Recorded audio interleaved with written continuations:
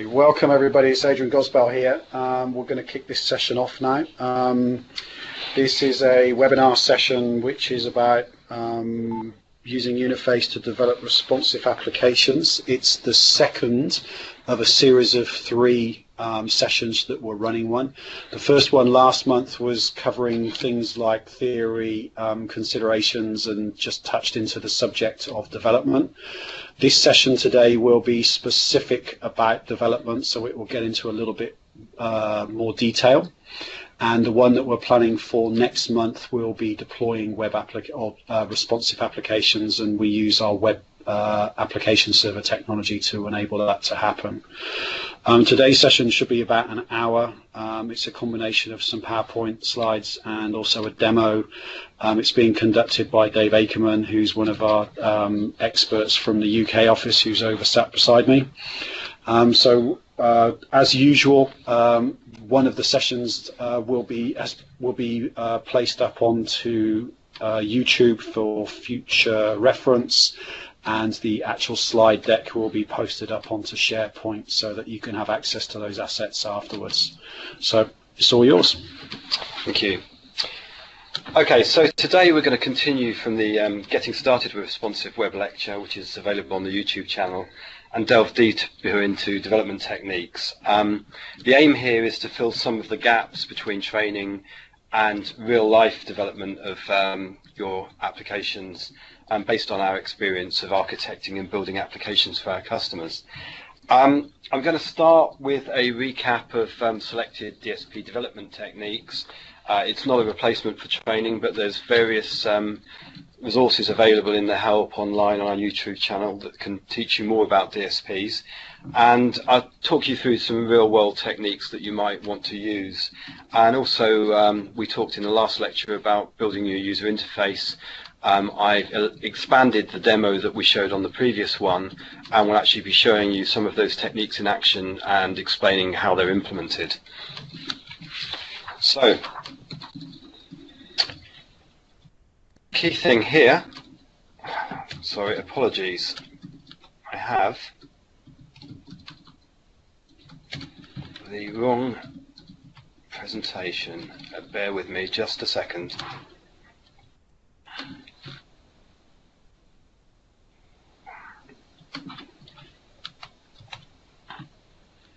So, we'll walk you through the code. Now, we talked last time about JavaScript API and how you use it to implement browser-side functionality. That will typically be things like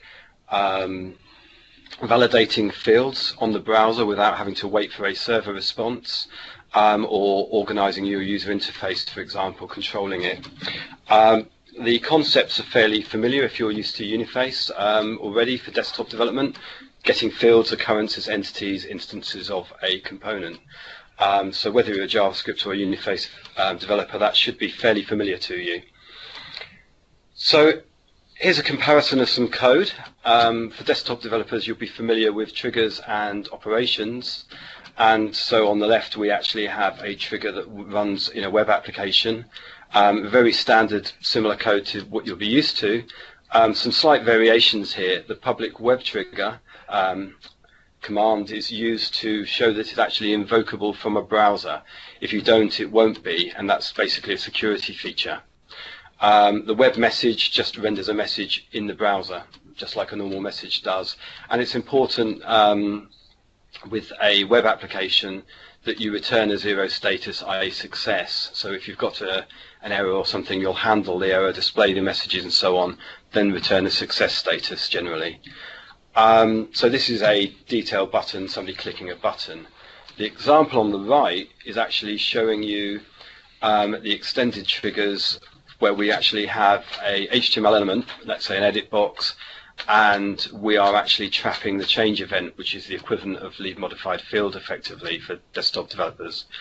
These match the JavaScript events such as on focus, iField gets focus, on blur, that's leave field. On change is the equivalent of leave modified field. So in this example, we've got some JavaScript code that runs in the browser. This object is populated by Uniface. It's the field API object of the field we've just modified, and the getValue method will just return our method. So all we're doing here is displaying the value when you move off the field and it's changed. So just like we had triggers and web triggers, we also have operations and web operations. Very similar, again, nothing really different here. The key interesting thing to note is that the web operations, which are the JavaScript ones that run in the browser, can also take parameters just like the Uniface code, ProcScript code. This is not something that JavaScript normally does. You don't really pass parameters in this way in JavaScript, but we can actually pass these parameters directly to the JavaScript operations and refer to them in our code, and we'll generate the right things for it to actually work. So that makes it fairly consistent and easy for you. So we have a two-way interface here. When you are running server code, you can web activate an operation that runs in the browser, those web operations. So here we've got a save operation that's running some JavaScript code. Those are effectively queued, so when the server-side processing finishes, then the browser will actually invoke that method. And of course you can do it the other way around. So if you're running some JavaScript code, you can easily activate an operation that runs on a server component. In this case, we've got a field, so this object will be a field like a button we've pressed. We can get the instance of the DSP it's running in, and we can activate the save operation just using that. And if I actually add some extra parameters, they're just extra commas with the parameters on the end of the list. The key thing to note about this is that if you're actually running this from a browser, it's asynchronous, i.e. the next line of JavaScript is going to run immediately, possibly before that save operation is completed. If you want to wait for that to complete, you use promises to control the flow. Now, that's just basically a .then to say do this when it's finished. Now, I'll show you a more complex example, actually passing parameters. So here we have, if you imagine, a standard sort of integration where you enter an address and you want to display the little pin showing where that address is on a Google map. So what we've done is we've loaded the Google API's JavaScript into our header. We've got all the things we need to do this, and we write some code on a button, so when they actually enter the address, click on the button to say locate. We'll run some trigger code here. So we've got a web trigger here with an on-click event mapped to, in this case, an attributes only field. And we are just literally activating the getLocation method on Uniface server-side code. We're passing the address they typed, and we've got a couple of null values here because we're actually sending in-out parameters which will return us the coordinates, the longitude and latitude. So you can see that here. Here's the Uniface server-side operation. Nothing unfamiliar, I think, for you, hopefully. The key point to note, I haven't shown you the code here to actually look up the longitude and latitude, but hopefully you get the idea, but the key point to note is that we're sending in-out parameters here. So the second and third are in-out, latitude and longitude, and those will replace those null values. Now, once that is actually completed, then in our JavaScript code, if we put .then something, as you'll see in point 4 here, we're running an inline function that we've declared, and it takes the out parameter. That's basically a JavaScript structure that contains all the parameters. So being JavaScript, that starts at 0, not 1. So out.args0 is the address, out.args1 is the latitude, 2 is the longitude. So we are just taking those arguments that return back and calling the Google Maps API JavaScript to actually display it. And there's some error handling there should we get any problems. And that's all that's really going on. So when you activate something using the JavaScript API, you get a promise back, and that can take arguments. You can even chain them together and tell Uniface to wait for them all to complete. If you look up promises in the help, you'll see more information about that. So, moving on. Scope. This is just a standard behavior of dynamic server pages in Uniface, but I'm going to spend a little bit of time explaining it, as this is the thing that sometimes catches people out. So what's going on here? It's actually really quite simple. Uniface stores the information for all the fields in the form in the browser using its objects and its JavaScript API. Now, when you click a button, for example, to do something, Uniface will automatically synchronize that data with the server via a JSON stream. Uniface will make the updates, it will send the output back. So this scope block here is really saying, send the input from the form to the Uniface server process, make the update, send the output back. If I don't declare a scope block, that will automatically happen. The other thing we're doing here is we've explicitly scoped another operation. So we're including another DSP in another container here. And what will happen is, by default, we will only synchronize the data for the DSP that you're working on. When you click a button, it will synchronize the data for that DSP. If we wanted to synchronize data for another DSP, we want to explicitly scope it.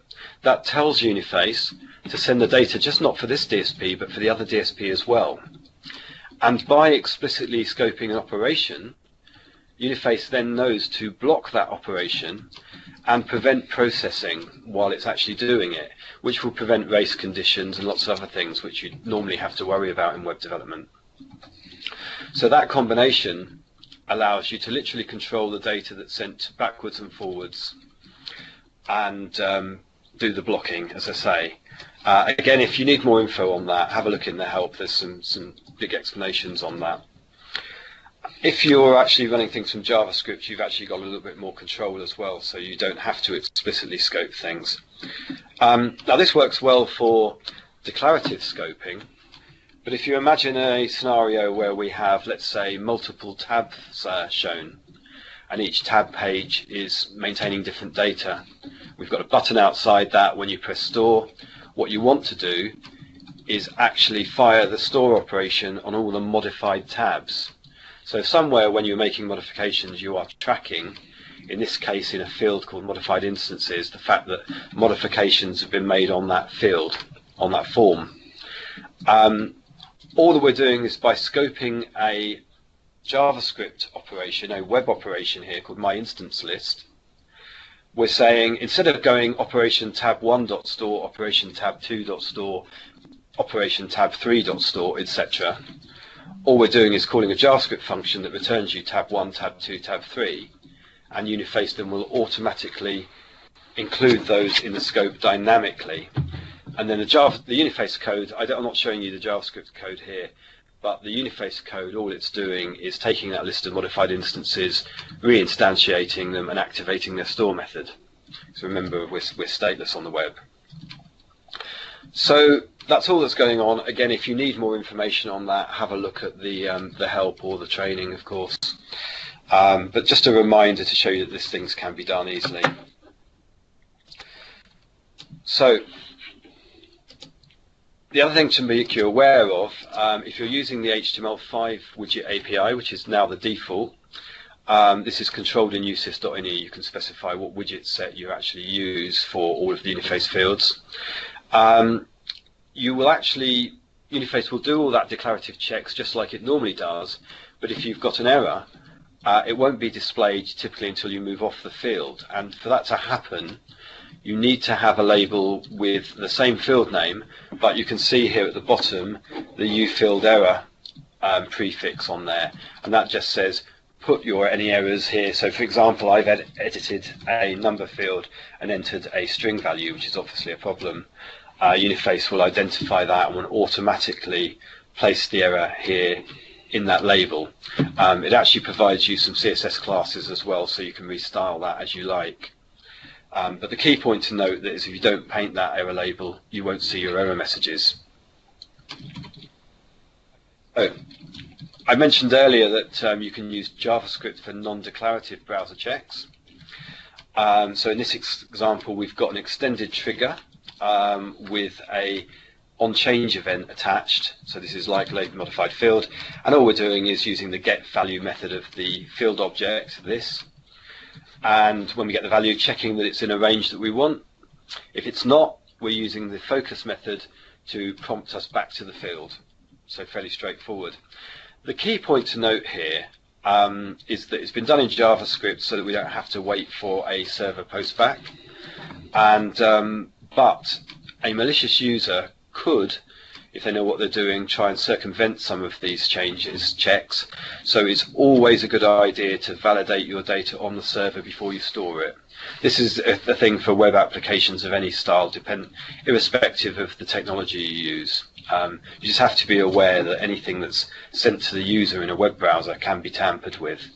So a note there just to be aware of it and check it. So those of you who are familiar with web development, HTML and CSS, will be aware that it's generally good practice to use classes to control the look and feel, much like logical widgets in desktop development. By placing all of the layout in an external file, you can modify all of the look and feel based on semantic names without having to change your code and modify it on the fly. We could give this to a web designer. He can make changes without having any Uniface knowledge, for example.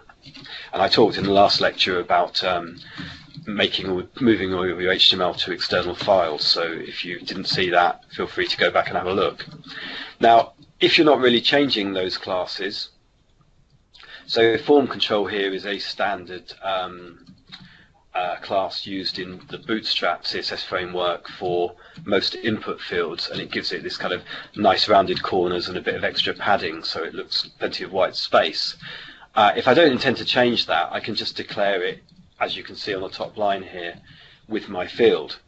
If I do want to change it, I can very easily do that with $field properties, so you can see that being set dynamically below. And you can apply more than one class. So the example below there, select button, is literally applying a button class, a button primary that gives it a dark blue color, and a button large class which makes it big. Nothing really complex going on there. And of course, if you want to do this in JavaScript, you can do it using the set property method of the field object in exactly the same way. Now, that example shows you changing in code all of the classes. If you just want to change one without worrying about the others, you can do that. You basically treat it like a Uniface list, and by specifying the class, in this example you can see class button large, and specifying true or false, we can add or remove that class from the existing list. So in the top line here, we're adding the button large class to the existing classes. Key point to note here, because this is CSS and JavaScript, it's case sensitive, so just make sure you actually specify that the right way. The line below here, the exclamation mark is just telling Uniface to reset it to its default value, so you don't have to remember what that was. You can just actually use the exclamation mark as a shortcut.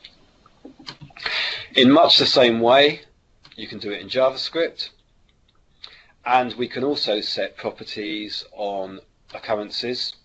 So here we're setting a selected class on an order line, or an entity itself. So continuing that theme, you can also set attributes. So this example shows you the HTML for a list of orders. We've got some standard Bootstrap classes on this, table and table hover. So table hover makes it automatically highlight as you go up and down that list of items. Table rows, you can see they're bound to Uniface occurrence of the order entity. And you can see I've added a data selected attribute here, but imagine that's not normally set. And we've got some table cells showing some fields, code and description. Fairly straightforward. So if somebody clicked a line, we could actually trap that in JavaScript or Uniface, and we can actually set an attribute, and all we're doing again is setting $awk properties and adding the data selected attribute.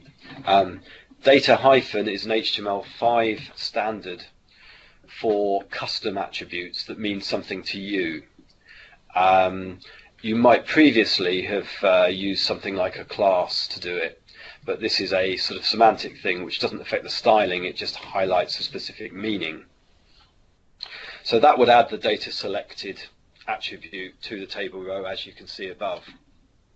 Now if in JavaScript I want to do something with that, process them, I can find them quite easily. The first line here shows you just some plain JavaScript where we're using a query selector rule, and we're looking for the table rows with the table data selected attribute. It's a better, you can just say, you don't need to say tr, but it's good practice to try and make your query string as specific as possible for performance reasons. I like to use jQuery, which gives you these dollar selectors, and all they do is they return you an array of everything that matches and then give you an each method that you can use to process each one sequentially. So it makes it very, very easy for you to do that simply. If you know that there's only one, you could even just get the first element, which is what the square bracket 0 is doing there. A word of warning just on a couple of known issues that might trip you up if you use it now. These are going to be fixed in due course, but I mentioned earlier that we have various data protection mechanisms in Uniface to prevent users tampering with things they shouldn't tamper with. So if you set a field as no edit, for example, if somebody tries, let's say it's a command button, and somebody tries to inject some JavaScript into there to capture your session ID and steal your identity or something, Uniface will, if your server secret setting is set in your Uniface assignment file, it will create a hash and check it and see if it's modified, and it will return you an error. Now our JavaScript API treats everything as a string because JavaScript is effectively an untyped language. This at the moment can confuse some of our HTML5 widgets, so there's a very simple workaround for this. Explicitly add the data type is string to the web widgets section in your USIS-INI, and then Uniface will know it's string, and there won't be an issue. And in the same way, if you get any problems displaying dates and they're not appearing in the format you want, again go into the more properties of the field widget, set the data type to string, and that will be fixed. As I say, by the time you see this later, it will probably be fixed, but just something to be aware of now. If you're getting error 259s when you're generating pages, this could be the reason.